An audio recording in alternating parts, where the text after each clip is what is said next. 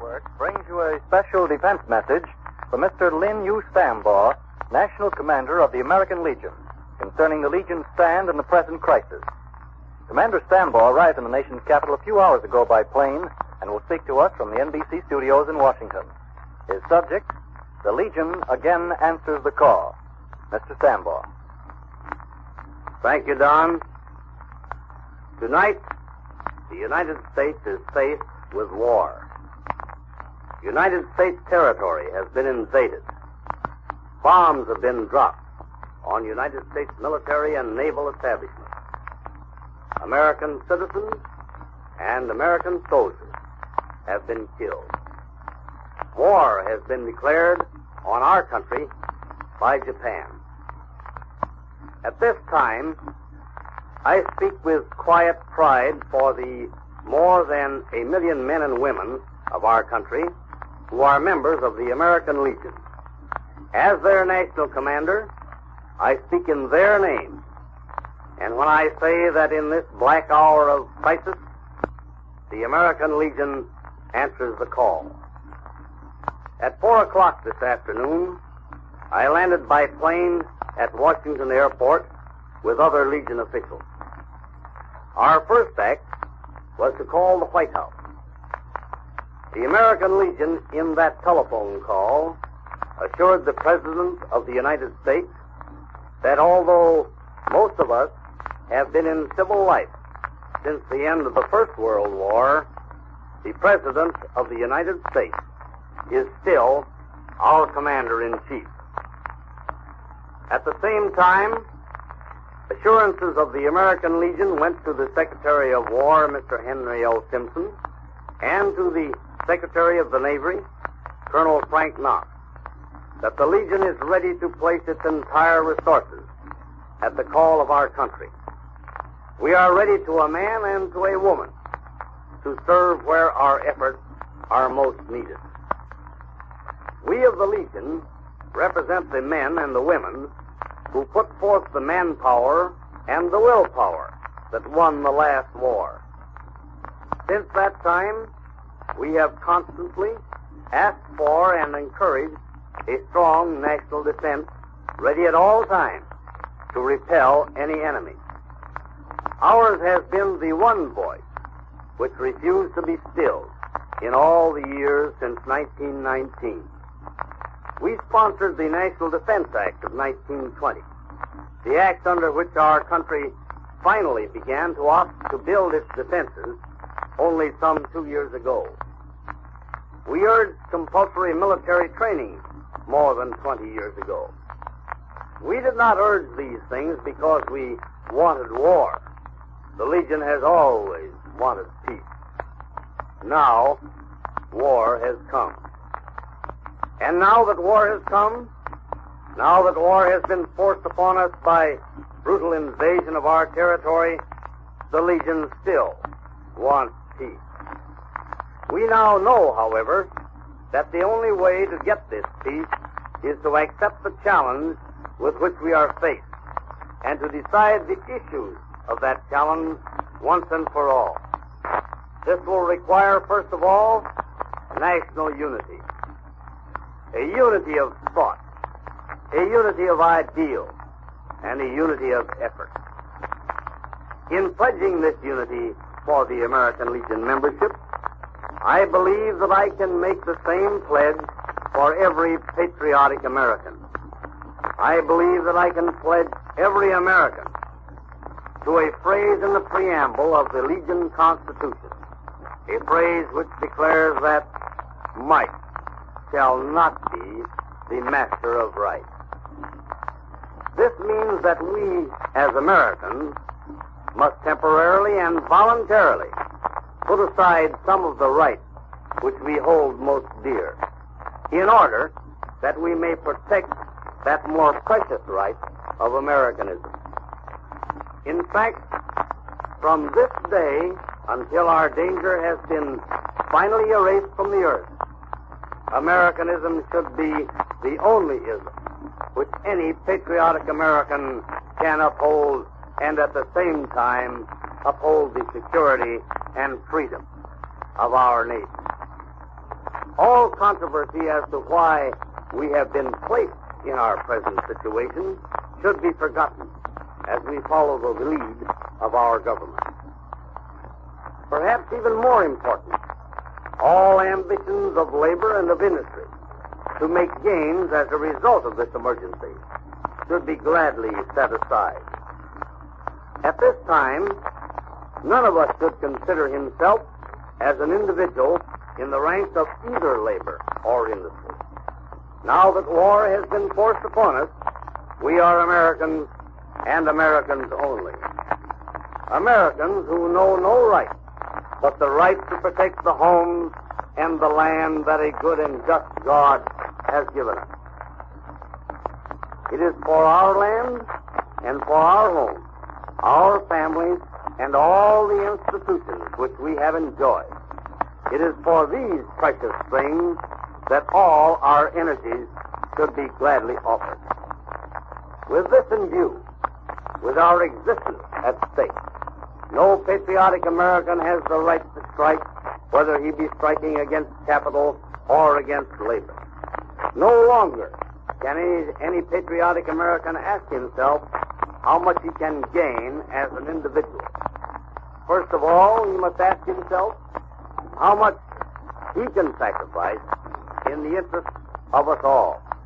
That should be our national watchword: sacrifice for country, rather than gain for self. If any American doubts that he will be called on to make sacrifices, let him consider this fact. We are now opposed by brutal powers who are devoting their entire economy, their entire substance, their entire manhood to the accomplishment of world conquest. This world conquest is being aimed at a single achievement, an achievement so simple that any child may understand it.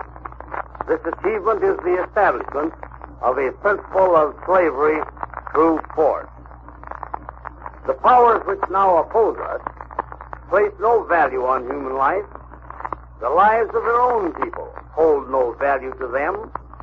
They are willing to sacrifice countless lives of their own people. We may be sure that any sacrifice of American life will bring them only gratification. As National Commander of the American Legion, I speak for a membership which has seen war. I speak for men and women who know what war means. I know myself, for I saw it overseas in the last war. Speaking for the Legion membership and for myself, I feel it my duty to tell you this fact, that human life means nothing to the power which this day has launched upon us the brutality of war. In short, we must be prepared to sacrifice not only individual gains, we must be prepared to sacrifice life itself. Yet I speak also for every member of the Legion when I tell you that we go forward without fear, knowing the things which face us. We Americans are ready to meet them. We are ready to meet force with force, and with all our efforts dedicated to the task of making that force ever greater. If we of the Legion can bring you any lesson from what we have seen of war, it is this: there is no bravery greater than that which is armored with the spirit of right and of justice.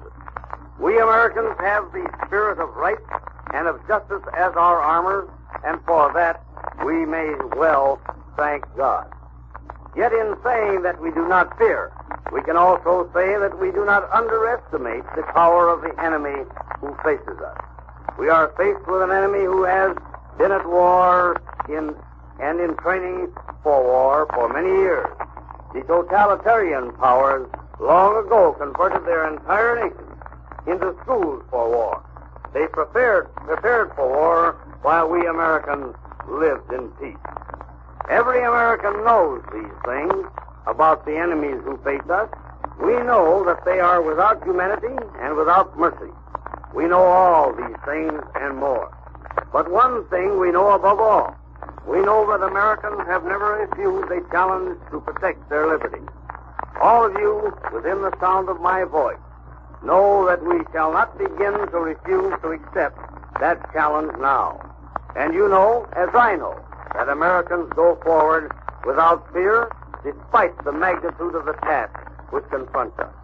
In speaking for the American Legion, I am sure that every loyal American now listening will join with me when I say to the enemies who have invaded us, on this day, you have made the gravest mistake in all your history. Yes, I am sure that every loyal American now listening will join with me in that statement. More than that, I am sure that every loyal American will join together to prove that statement. Up to now, our country has engaged in a defense effort greater than any in its history. But from now on, that defense effort of our recent past will seem puny indeed. For now, at last, Americans are fully aroused. Now at last we are united by attack from without, by a common enemy, an enemy who has boldly sent over his bombing planes, his submarines, and his warships, and unleashed a bloody attack without any warning and in all violation of international law and the law of humanity. We interrupt for a special bulletin. A telephone bulletin from an NBC correspondent in Manila informs us that the Pan American base in Guam has been bombed. A telephone bulletin from an NBC correspondent in Manila says that the Pan American base in Guam has been bombed. We continue now with Mr. Lin Yu Sambaw's talk. Whatever may have been our disagreements in the past, now at last they are settled by the one common goal of protection for our entire people. In guaranteeing this protection, the American Legion calls on every American to volunteer his best efforts toward the one goal of vanquishing this enemy who has dared to attack us. Let us prove to him the gravity of his mistake. Let us all help to convince this enemy by means which he can understand that this country will not accept dictation of the rule of force. Tonight, we cannot say what thoughts were in the minds of the Japanese warlords when they craftily decided to force this country into war. Perhaps they thought we would back down. Perhaps they hoped for a Munich of the Pacific. Perhaps they hoped we would prove as docile as the Chinese, who for years now have seen Japanese bombing planes roar over their cities, and who have been unable to reply because they lack the equipment. We do not know what prompted the Japanese warlords to make their gigantic mistake.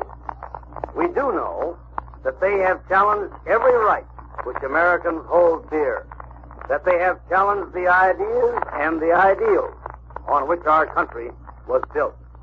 We do know that if this challenge is not answered, and answered in terms of force, we will voluntarily abdicate our right to call ourselves free.